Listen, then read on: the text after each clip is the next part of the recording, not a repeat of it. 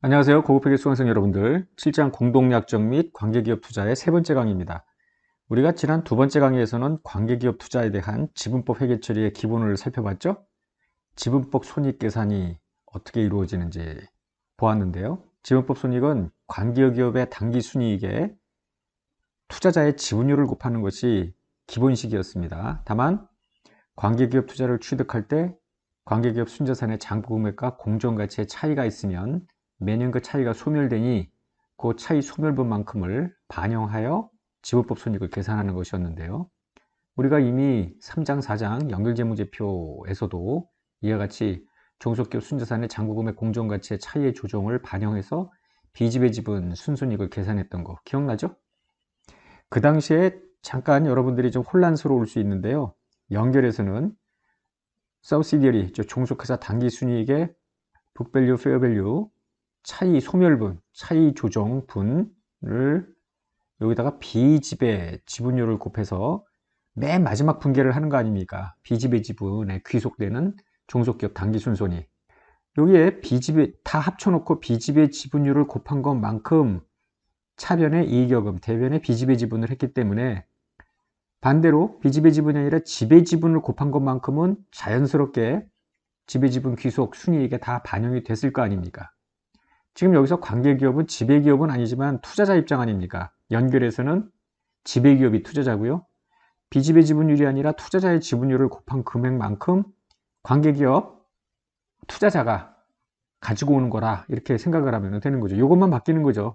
이게 비지배 지분율이 아니라 1 비지배 지분율이 지배기업 지분율인 것처럼 관계기업 투자에 대한 지분법 손익을 계산할 때는 투자자 몫을 가져오는 거니까 여기다가 투자자의 지분율을 곱하는 것이다 라고 보면 되겠죠. 오늘 세 번째 강의는 지난 시간에 이어서 지분법 손익을 계산할 때 투자자와 피투자자인 관계기업 간에 서로 거래가 있었을 수 있잖아요. 그걸 상호거래라고 하는데요. 상호거래 미실현 손익을 어떻게 제거하여 지분법 손익을 인식하는지를 공부하겠습니다. 미실현 손익이라는 게 있는데 낯설지는 않죠? 4장에서 배웠습니다. 4장을 잠깐 한번 들여다보면요. 예를 들어 지배가 종속에 물건을 팔면서 10만큼 이익을 가산을 했다고 가정을 해요. 그런데 이게 이제 연결 실체인데요. 이 종속이 이거를 아직 안 팔고 있었다 그러면은 밖에서 연결 실체를 들여다보면 이 안에서 무슨 일이 일어났는지 알 길이 없잖아요. 뭔가 밖에서 연결 실체에 들어갔고 이것이 다시 밖으로 나올 때 이익을 인식해야 되는데 자기네들끼리 주고받으면서 이렇게 이익을 인식하는 건 말이 안 된다는 거 아닙니까? 이게 바로 내부 미실현 이익이죠. 따라서 연결재무제표 작성할 때 이를 모두 제거했더랬습니다. 다만 지금 여기서 빨간색 걸로 표시한 건 하향 거래 미실현 이익인데요. 상향 거래도 있을 수 있잖아요. 그때 상향과 하향을 구분했던 이유는 종속기업 순이익에 기초하여 비지배 지분이 결정이 되는 것 아닙니까? 하향일 때는 상관이 없었고요. 상향 거래 미실현 이익만큼 종속회사 순자산에서 차감한 금액에 기초하여 비지배 지분 귀속 순이익을 계산하고 비지배 지분 잔액도 계산했고 뭐 이랬던 거 기억이 나죠? 한편 좀 전에 보았던 이 하향 거래 같은 경우에 종속회사가 매입을 해놓고 이게 밖으로 튀어나갈 때 드디어 실현이 되는 거죠. 그 해에 실현이익 조정을 하는 것이었습니다. 자, 이제 지분법에서도 이 미실현 손익 제거라는 것을 살펴보는데요. 내부거래라는 말 대신에 상호거래라는 말을 씁니다. 왜냐하면 지배종속회사 간에서는 이게 하나의 실체고 실체 내에서 이루어지는 거래이기 때문에 내부거래라고 보는데 지금 투자자와 피투자자인 관계기업은 하나의 실체로 보는 건 아니잖아요. 이 독립된 실체니까 그냥 둘 간의 끈끈한 관계를 통해서 거래를 주고받을 수 있고요. 이거를 상호거래라고 합니다.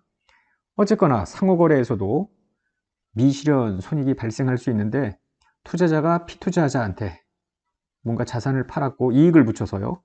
피투자자가 다른 제3자한테 아직 안 팔고 있었을 때 이 이익이 미실현된 걸로 보는 거죠.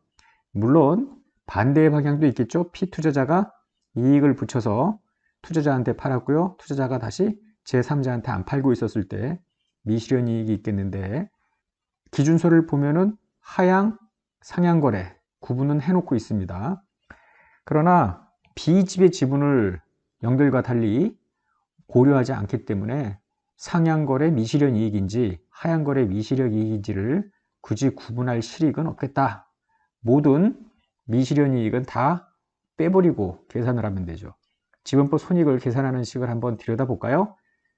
관계기업 당기 순손익에 투자회사의 지분율을 곱하는 것이 기본식입니다. 다만 우리가 지난 시간에 관계기업 순자산의 북밸류, 페어밸류 차이에 대한 조정, 예를 들면 건물의 감가상각비라든지 재고자산 매각분, 토지라면 토지를 처분하는 그 차이를 전부 조정을 했죠. 만약에 단기에 상향이든 하향이든 미실현 이익이 발생했으면 이걸 몽땅 빼면 돼요. 간단하죠? 상향, 하향 구분 없이. 한편 만약에 전년도에 미실현 이익이 있었는데 이 중에 단기에 실현된 것이 있으면 더해주면 되겠죠. 이 금액에다가 투자회사에 지분율을 곱한 것만큼이 지분법 손익입니다. 다만 만약에 이게 관계기업 투자 취득 첫 해년도라고 가정을 하고요. 영업권이 아니라 영가매수 차익이 있었던 사례라면은 영가매수 차익은 관계기업 투자 취득 해당 연도에 한 방에 당기손익에 반영을 해야죠. 지분법 손익으로 이때만 반영을 하는 것이고요. 영업권이었다면은 지난 시간에도 누차 설명을 했습니다만 조정 대상은 없겠죠. 영가매수 차익은 거의 실무에서는 발생 안 하는 사례고요. 하여튼 이 정도만 기억을 하면 되겠습니다. 한편 미실현 이익이 아니라 미실현 손실이 있을 수도 있잖아요. 그러면 미실현 손실은 이 부호가 반대가 되면 될 거 아니에요. 이익에 미실현 손실 마이너스니까 마이너스 플러스가 된다. 이렇게 보면 됩니다. 4장 기억나는지 모르겠는데요. 4장에서도 미실현 이익은 무조건 제거하지만 미실현 손실은 무조건 제거하는 건 아니라는 설명을 한 적이 있습니다. 그 미실현 손실이 애초에 해당 자산의 손상차손으로부터 비롯됐다면 그냥 내버려두라는 거 아닙니까? 다시 리버스 하지 말고. 여기도 같은 규정인데요. 미실현 손실이 자산의 손상차손에 해당이 된다면 이는 조정하지 말라라. 즉 더하기 하지를 말라는 거예요. 기껏 손실을 잡아놔야 되는데 그거를 다시 복원을 시켜놓는다면 문제가 있는 것 아닙니까? 모든 논리는 연결의 논리와 유사하다 이렇게 보면 되겠습니다. 그럼에도 불구하고 우리 교재 578페이지를 들여다보면 뭔가 잘 와닿지 않는 문구들이 좀 있습니다. 한번 짚어볼게요. 578페이지 이 슬라이드에 있는 지분법 손익 계산식 바로 다음에 있는 문단을 한번 읽어보겠습니다. 기준서 1028호 문단 28에서는 투자자와 관계기업 사이의 상향거래나 하향거래에서 발생한 당기손익에 대하여 투자자는 그 관계기업에 대한 지분과 무관한 손익까지만 투자자 재무제표에 인식한다 이렇게 되어 있습니다. 이 위에 지분법 손익 계산식을 보면은요, 관계기업의 순이익에서 미실현 이익을 뺀 금액에다가 만약에 투자자 지분율이 20%라고 가정하면은 이런 식으로 계산을 하게 되는데, 좀 전에 읽었던 1028호 문단 28을 보면은 관계기업에 대한 지분과 무관한 손익까지만 투자자의 재무제표에 인식한다, 즉 지분법 손익을 인식한다라고 했는데 미실현 이익을 전체 다 뺀 금액에 20%를 곱하기 때문에 결국은 지분법 손익에 관계기업 단기 순손이익 중 투자자의 몫이 제외가 되는 거 아닙니까? 미실현 이익 곱하기 0.2만큼은 뺀 금액이니까 관계기업에 대한 지분과 무관한 손익까지만, 나하고 무관한 손익이라고 하니까 80% 다른 지분에 해당되는 것만이 반영이 되도록 한다. 말이 좀 어려워요. 말로 보는 것보다 이와 같이 식으로 보면 간단하죠. 연결재무제표에서요, 비지배 지분 귀속 순이익 계산하는 것과 하등 다르지 않습니다. 578페이지 마지막 문단을 보면은 이 내용이 나요. 미실현 손실은 무조건 조정하는 게 아니라 자산의 손상차손에 해당되는 경우에는 조정하지 않는다라는 건데, 이것도 역시 문구가 상당히 어렵습니다. 이게 도대체 무슨 말인지 한글인데 읽어보면 쉽게 와닿지는 않는데요. 내용인 즉슨 미실현 손실의 경우에 가산 조정을 안 한다라는 걸로 이해를 하면 되겠습니다. 579페이지에 있는 예를 한번 가지고 설명을 할게요. 예 6번인데요. 갑은 관계기업인 의뢰사 지분 30%를 보유하는데 두 거래는 독립적이다. 두 경우가. 하향 거래, 미실현 손실부터 보는데요. 갑이 을한테 자산을 팔았대요. 100원의 처분 손실을 얘가 인식을 한 겁니다. 100 이렇게. 그런데 이는 손상차손에 해당되는 거래요. 처분 손실이 없었더라도 알아서 갑이 개별장부에 손상차손을 인식했을 거다라는 전제입니다. 그리고 미실현 상태다. 단기말, 즉 을이 이 자산을 계속 사용 중에 있다라는 것인데요. 정상적이라면은 당해년도 말에 갑은 의뢰사 순이익의 처분 손실, 이게 상호거래 미실현 손실 아니에요. 여기에 30%를 곱한 것만큼 지분법 손익을 인식을 할 거다라는 거죠. 그러나 이게 이미 손상차손에 해당되는 거라며. 그러면 이렇게 돼버리면 지금 130% 30만큼 지분법 이익을 더 인식하게 되죠. 회사가 개별장부에, 갑이 개별장부에 이미 손상차손 100원을 인식했는데 지분법 이익을 원래 인식해야 될 금액보다 30을 더 인식하니까 결국 70만 손실이 인식되는 문제가 생기잖아요. 처분 손실 100 모두가 반영이 되기 위해서는 플러스 100을 안 하고 지분법 손익을 인식하면 되는 겁니다. 즉 앞서도 이야기한 것처럼 미실현 이익은 빼고 미실현 손실은 더한 다음에 지분법 손익을 계산을 하는 것이 원칙이겠으나 미실현 손실이 손상차손에 해당이 된다면 더하기 조정을 안 하면 된다. 이렇게 보면 되는 거예요. 상향거래 미실현 손실의 경우에도 마찬가지입니다. 이번에는 을이 갑에게 자산을 팔면서 을이 100원의 손실을 인식을 했는데 손상차손에 해당이 된대요. 만약에 손상차손에 해당이 안 된다면 갑은 의뢰사 순이익에 더하기 100 해놓고 30% 이렇게 지분법 이익을 인식했을 텐데요. 이게 처분 손실이 손상차손이래. 손상차손에 해당되는 금액은 이미 의뢰사가 마이너스 100만큼 자기가 잡아놨을 거 아닙니까? 이미. 그런데 갑이 지분법 이익을 인식을 할 때 인식했어야 될 금액보다 지금 100 곱하기 30만큼 더 인식을 해버리는 문제가 생기잖아요. 가만히 있었어도 의뢰사는 손상차손을 인식했을 것인데, 그죠? 갑회사가 이거는 미실현된 거야 라고 해서 더하기를 해버리면은 지분법 이익이 과대 표시된다는 거죠. 따라서 상향이든 하향이든 지분법 손익을 계산을 할 때 손상차손에 해당되는 금액이 있다면은 더하기 조정을 안 한다라고 보면 되겠습니다. 갑회사는 1년 초에 의뢰사의 주식 30%를 40만 원에 취득했대요. 유의적 영향력을 갖게 됐다 했고요. 1년도 초 현재 의뢰사 순자산의 잔고 금액은 100만, 공정가치는 110만 원인데 10만 원 차이는 건물 때문이었다죠. 내역뉴스 10년 잔존가치 없이 정액법으로 생각하니까 매년 요 북밸류, 페어밸류 차이 10만 원은 만 원씩 사라지게 됩니다. 한편 1년도 중에 두 회사 간의 상호거래가 있었대요. 매출액이 있고요. 갑회사 매출, 의뢰사 매출인데 갑회사 매출은 하향 매출, 의뢰사가 매출한 거니까 상향인데 사실 상향과 하향의 구분의 실익은 없죠. 연결 재무제표가 아니기 때문입니다. 다만 미실현 이익은 매출액에다가 매출 총이익률을 곱하고 매입한 측에서 판매하지 않은 비율이 제시가 되어 있습니다. 모두 다음 연도에 실현된다고 보았습니다. 물음 1번 1년도 의뢰사 순이익이 50만 원일 때 1년도 지분법 손익 계산을 하라. 2번은 2년도 의뢰사 순이익이 45만 원일 때 다른 상호거래가 없다고 가정하고 2년도 지분법 손익을 계산하라. 이렇게 되어 있습니다. 먼저 관계기업 투자 취득원가의 염가매수 차익이 있는지 확인하는 것이 우선이죠. 관계기업 순자산 공정가치 110만 원에 30%는 33만 원인데 40만 원에 샀기 때문에 영업권이죠. 그러나 영업권이 나오면 더 이상 회계 처리에 전혀 영향을 주지 않습니다. 고려할 필요가 없다. 이런 거죠. 건물에 북밸류, 페어밸류 차이 10만 원이 있음은 앞에서 살펴봤고요. 10년에 걸쳐 소멸될 겁니다. 나중에 지분법 손익 계산할 때 반영하면 되고요. 하향거래, 상향거래, 미실현 이익을 각각 계산하면 되겠죠. 30만 원에 매출 총이익률, 기말 보유 비율에서 36,000원, 상향거래는 20만 원 매출에 매출 총이익률, 기말 보유 비율 14,000원인데요. 앞서도 이야기한 것처럼 구분의 의미는 없습니다. 자, 지분법 손익 계산해 볼까요?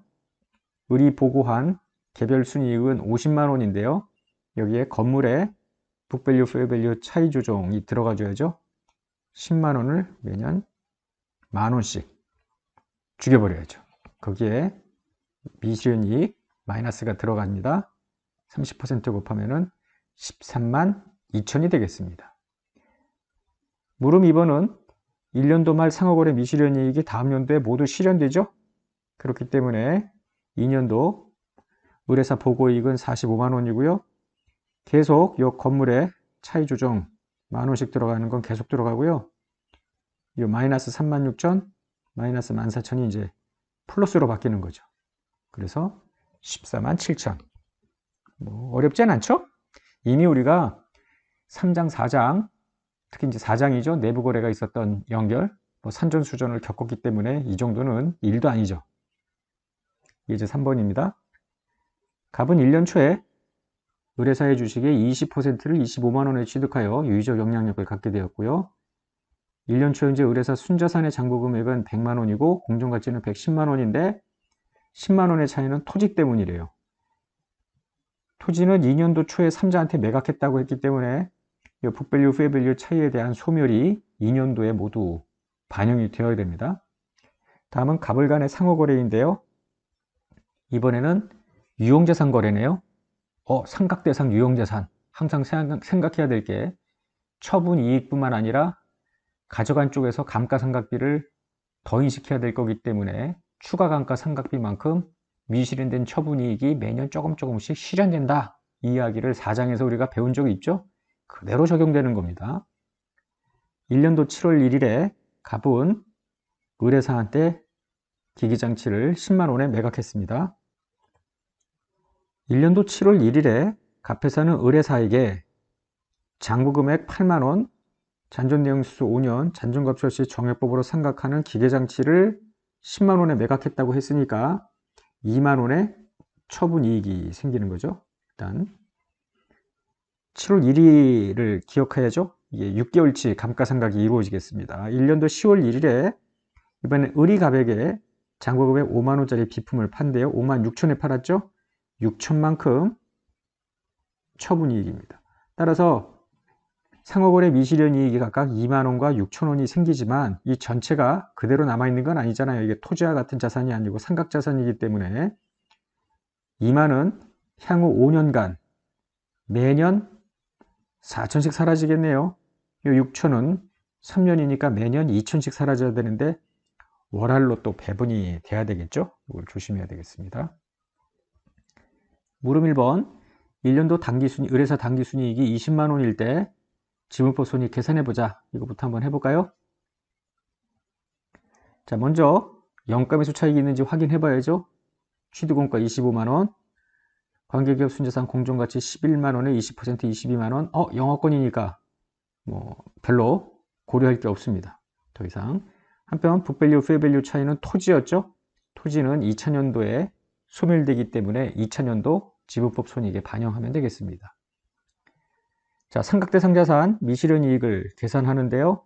앞에서도 잠깐 이야기한 것처럼 추가 감가상각비를 통해서 매년 일정 금액이 실현이 됩니다. 먼저 기기장치 매각거래에서 미실현이익은 2만이었습니다만 2만은 5년에 걸쳐 실현이 되잖아요.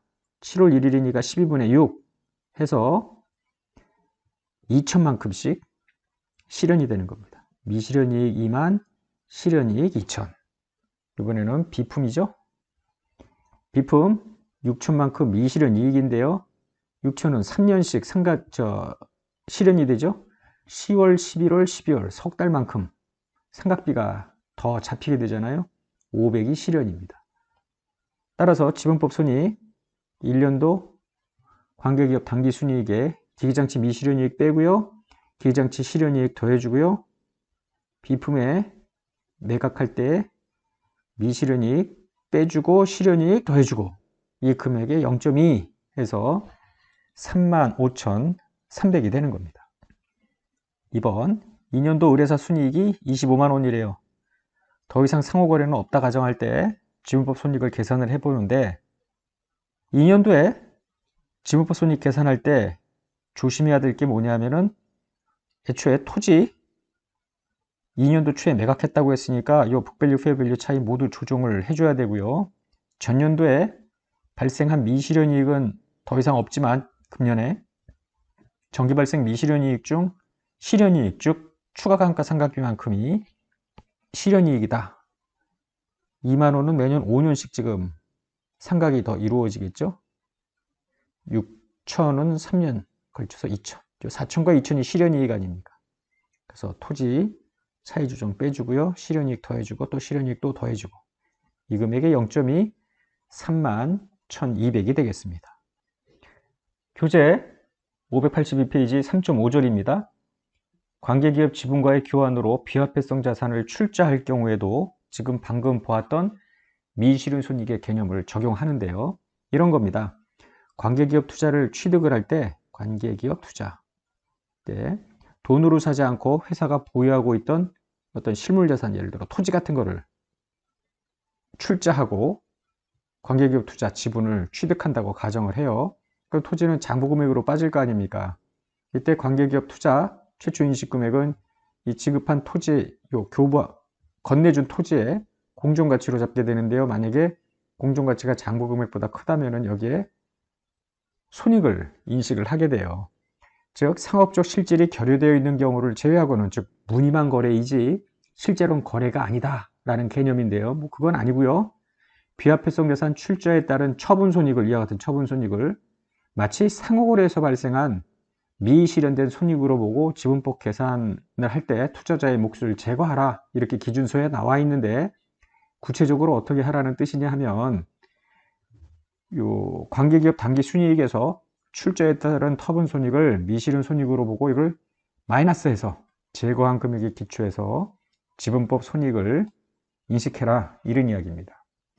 이런 경우도 있겠습니다. 관계기업으로부터 추가로 화폐성 또는 비화폐성 자산을 받은 경우도 있어요. 그러니까 좀 전에 이제 토지를 넘겨줬는데 관계기업 투자를 받으면서 저쪽에서 현금도 줬어, 일부. 이런 식으로. 그리고 이제 처분 손익이 들어가는 이런 케이스인데요. 이때는 전체가 다 미실현이익은 아니다. 받은 돈만큼은 실현이 된 거나 다름없다. 그래서 전체 금액 중 요 현금 받은 포션만큼 실현 손익으로 보고 지분법 손익을 계산할 때 요 부분은 빼지 않는다. 이렇게 보면 되죠. 한번 관련되는 예를 볼까요? 사례 1번인데요. 당기 초에 갑은 보유하고 있던 토지 장부금액은 만이었대요. 공정가치 12,000. 이거를 을한테 출자하고 을회사 지분 30%를 취득을 한 겁니다. 돈 주고 산 게 아니라 땅을 주고 산 거예요. 현물 출자죠. 유의적 영향력을 가지게 되었대요. 을회사의 당기 순이익이 5천일 때 갑회사의 관계기업 투자 취득 및 지분법 이익 인식할 때 회계 처리를 하자. 단 토지의 출자 거래에 상업적 실질은 결여되어 있지 않고 다른 상호 거래는 없다고 되어 있습니다. 관계기업 투자 취득 시의 회계 처리인데요. 차변에 있던 토지 장부금액 10,000원이 사라지죠. 그러면서 토지의 공정가치로 관계기업 투자를 인식합니다. 처분이익을 인식합니다. 근데 이 처분이익을 내부거래, 상호거래, 미실현이익으로 보자라는 것이에요. 따라서 을회사 순이익 5천 중 상호거래 미실현이익 뺀 금액의 0.3만큼 지분법 이익을 인식하자라는 것입니다.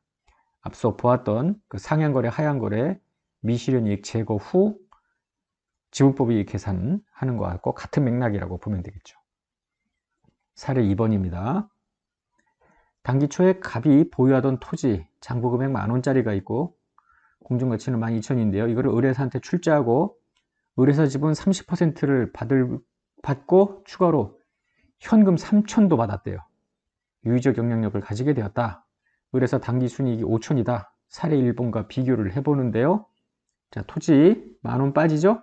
이때 들어온 거 공정가치가 12,000입니다.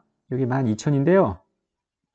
어떻게 배분을 하냐면은 관계기업 투자하고 현금하고 배분을 해줘야 돼요. 2,000을. 따라서 현금이 3,000이고 나머지 9,000이 관계기업 투자입니다. 따라서 처분이익은 2천이 됩니다. 앞서 사례 1과 처분이익은 같죠? 이럴 때 이 처분이익 전체가 모두 미실현된 건 아니다, 이렇게 보는 거예요. 왜냐하면 챙긴 돈만큼은 현찰로 챙겼으니까 그거는 미실현이익이 아니라고 보는 거죠. 따라서 2천 전체를 다 제거하는 게 아니라 12,000 중에 9천만 제거하는 거예요. 3천은 제거하는 게 아닙니다. 이미 실현된 거나 다름이 없으니까. 그래서 12분의 9만큼 곱한 금액의 30%를 관계기업 투자에 대한 지분법 이익으로 인식하는 겁니다. 자, 7장 우리 세 번째 시간에서는 이 관계기업 투자에 대해서 상호거래 미실현 손익을 제거하는 방식으로 지분법 이익 계산하는 걸 배웠죠. 더불어 관계기업 지분과의 교환으로 비화폐성 자산 출자에서도 미실현 이익으로 보고 지분법 이익 계산에서 반영을 하는, 즉 제거를 하는 것을 함께 배웠습니다. 오늘 강의는 여기서 끝내고요. 많이 복습하시기 바랍니다. 수고하셨습니다.